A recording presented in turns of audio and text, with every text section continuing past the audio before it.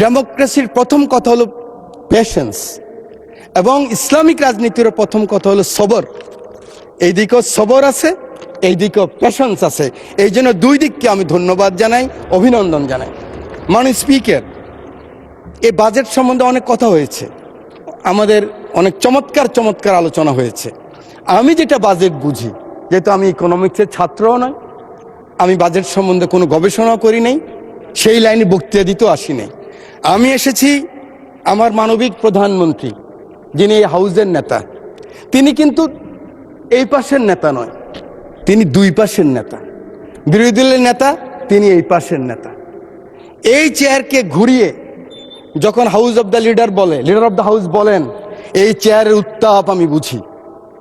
এভাবে যখন উনি বলেন এই সবুজ চেয়ারের উত্তাপ আমি বুঝি, আমি মনে করি আমার সরকারি দলের মন্ত্রী থেকে শুরু করে আমার মতো হুইপ বা এমপি পর্যন্ত ওনার অ্যাটিটিউড কি আমরা বুঝি, আপনারা নিশ্চয়ই বোঝেন।